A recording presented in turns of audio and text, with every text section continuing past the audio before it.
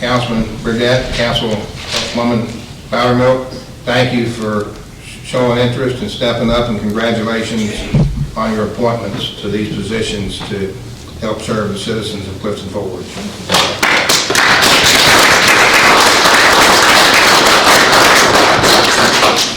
The next thing I'd like to do is congratulate Mayor Urban on his second round as Mayor of Clifton Forward, and also to congratulate Vice Mayor Umstead on his election to Vice Mayor.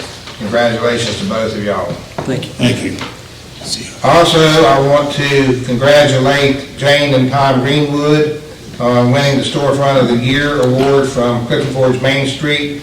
They do a great job with that building. They put a lot into that building, and they deserve every bit of recognition that they can get. And while I'm still talking about that, I really don't have the words to express how grateful we should be for the commitment of the Outstanding Volunteer of the Year to this town.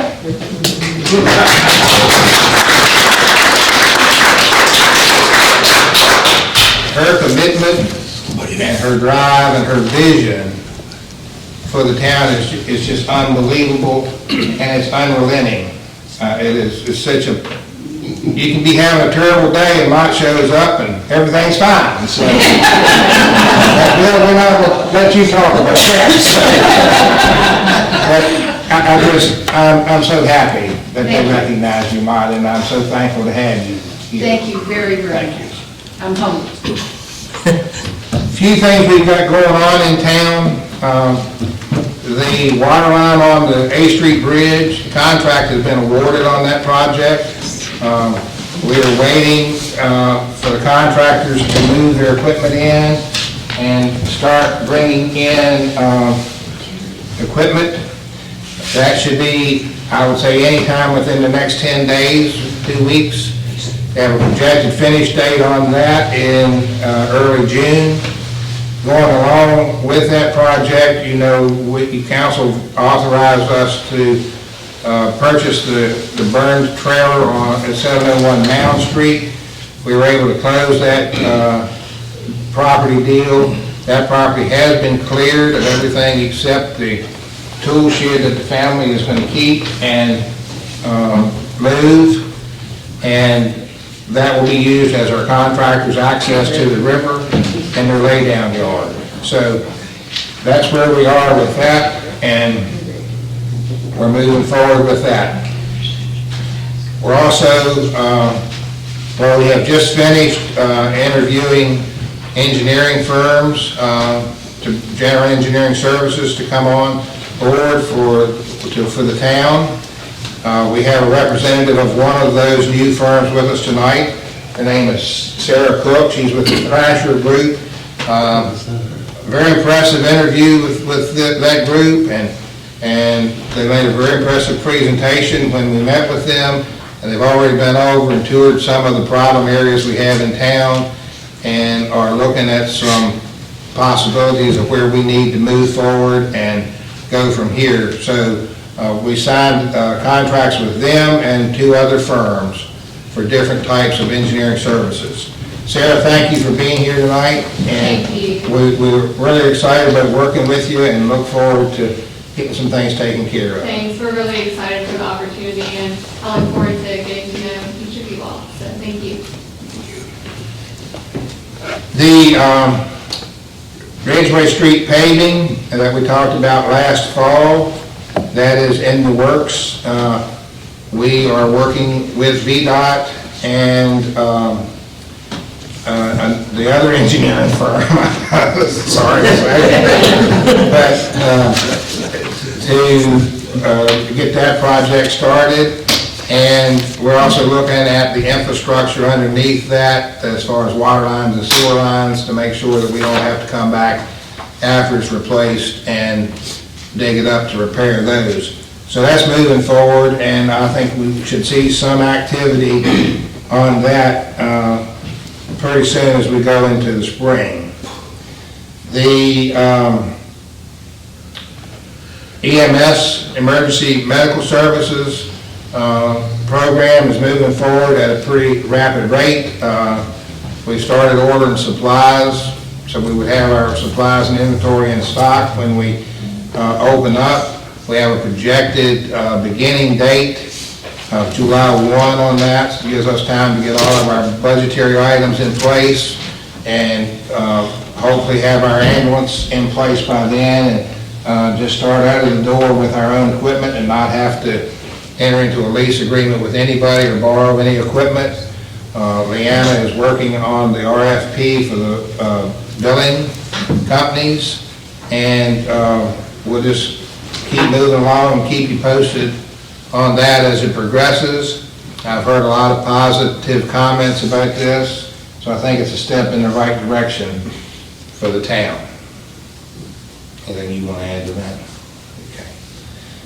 The lease for the parking spaces to True Value, I signed that lease today on behalf of the town and have gotten it to Vance Overstreet, who is the president of True Value, for his signature, and that will take effect. I think the beginning date on the lease was January of this year and goes for the next 15 years. So that is 2037? 38, I think. 38. And that, you should see some things in the works down there pretty soon on that. The Bath Street property that the Putnams purchased last month, I think Jared's ready to produce the deed for that now that we have a mayor in place to sign the deed. Yep. And that should be ready for them this week. The Rock Bridge Co-op, Jared is working with their attorneys at this point to bring that sale to closure on the Hickory Avenue Business Park property, and I think, actually they reached out to me today and let me know that you had been in touch with their attorneys and y'all are moving toward the end result on that. Apparently they had a board meeting last night and sort of gave the go-ahead to, I guess, retain Bill McClung and start moving forward, so that's why we saw activity today. Well, and he actually called, they wanted to know if it was all right if their engineers came over and walked the property tomorrow, and I was like, sure, I mean, it's no problem with that, so, okay. And then the Armory Bathrooms, they're really close to being complete. They're really nice. I know it's been a long time getting that done and getting it finished, but I really think that they're going to be a huge asset to that building up there, and get that behind us. The next two items, I'm not going to dwell on too long, but one of them is the stone building at Mountain View Cemetery. We've been saying ever since I brought this before council in July or August of last year that before anything could happen with that building, we had to have a final engineering structural review report. I received that final report last Friday.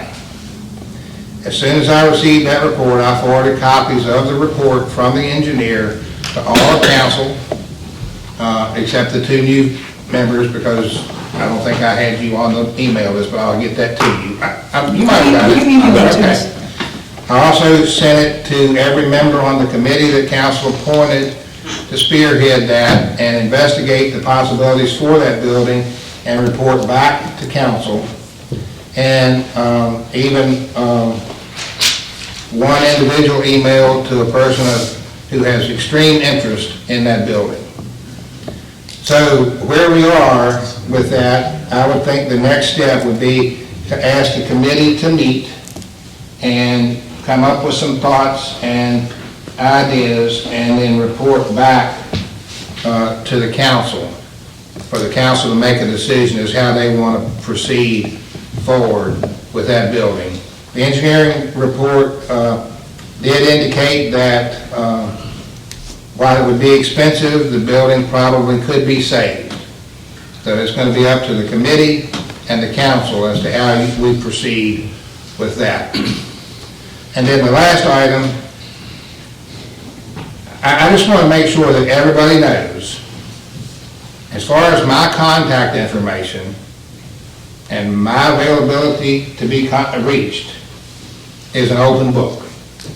My phone number is on the town webpage, it's on the town Facebook page, it's in the phone book, it's on my business cards. It is completely available, as well as my email address. And there's also the line that comes directly to my office, which is published, and the line that goes through the switchboard and administrative assistant's office, and that phone is answered even when I'm not in the office. So for anybody to say that I did not want my phone number published or made available to the public is just absolutely ludicrous. I'm available, I will talk to you, I will meet with you, so long as we can carry on a two-sided, reasonable conversation. I'm completely available to any of the citizens of the town of Clifton Forge that I was hired to represent and work for. And I just want to make sure that everybody knows that, and that the availability of my phone numbers are not hidden and are no secret. Mr. Mayor, thank you. Thank you. I just want to add a couple things. Could you ask a question before you add anything? Go ahead. Chuck, would you want to tell the audience right now what they recommended the cost of the stone building would be, just to make it structurally safe to work on? If that's what you're asking me to do, I'll be I happy think to. they probably ought to know, because it's going to be a shocker. Stabilization of the building, and by stabilization, I mean repair the cracks in the building, roof, windows, doors, even heat inside the building. So it says that it needed to have heat in the building to keep the mortar and the rocks dried out, to keep it from having a problem. Could reach or exceed $100,000. And that is the stabilization of the building. There was some mention in the report about seismic stabilization in the event of earthquakes. That would not be included in that. I don't know, what the recommendation would be moving forward with that. And also, you would have your future development of the use of the building. The report also said that the building currently has no historic designation as a historic landmark. It is not in a historic district or district overlay at this time, and further review and investigation would need to be completed before we could move forward with any type of historic grants or credits for that. And I want to add this: that investigation, that application process must be completed by a representative of the town of Clifton Forge, appointed and authorized by this town council. Is that sufficient as to what you would like to have had? Yes, I just think that people have talked to me about it, and I've had people say, well, if it's $30,000 or $40,000, we could probably handle that. I don't know if we could handle $100,000 and really have nothing done with it.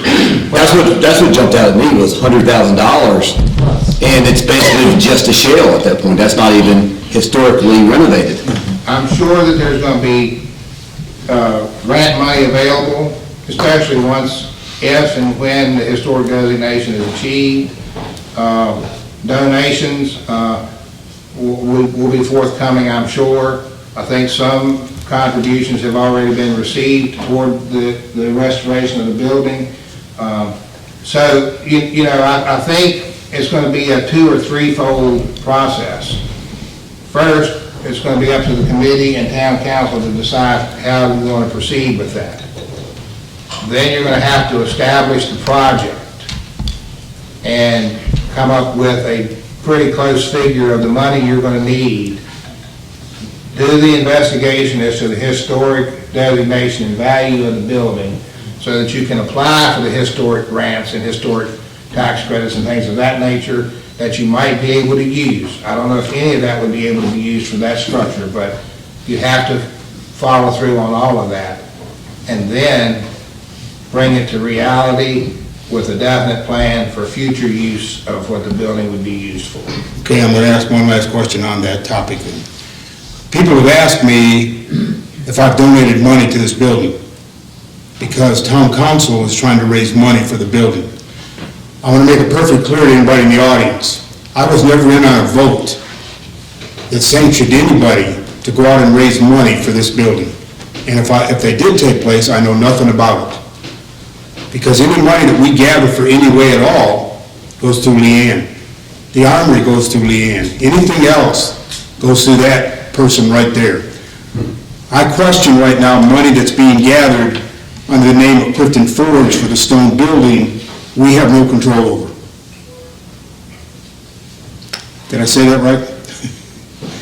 Because people think they want to give to it if we're dealing with this. And I try to explain to them, we have things set up to deal with this, but for some reason, somebody wants to sidestep us and try to do it differently. There's a procedure that you go through. Thank you. Jared, anything you want to add to that, or did we cover it? Sorry, Jeff. I forgot what I was gonna say now, I think you might have covered some of it. Just that, I'm getting some feedback on the stone building too, and the most of the feedback I'm getting is, why would town council put $100,000 in a building we have no purpose for? And I think we've covered some of that. So what we need the committee, I think, to do is have a set purpose and us go over the purpose and have a purpose for it before we do anything. And that's what I'm telling people. I mean, if somebody's asking for money or whatever, that we don't have nothing to do with that, so I'm fine with that. I don't have to deal with it. So whoever's asking for the money has to deal with it, but right now, we're in the second step. It's probably going to be a few steps, and I think, we can't jump steps like you say, but we really need a purpose for it before we see how much money we can put in it. Mr. Mayor, I'd like to just add one more thing. Yeah. Oh, I'm sorry.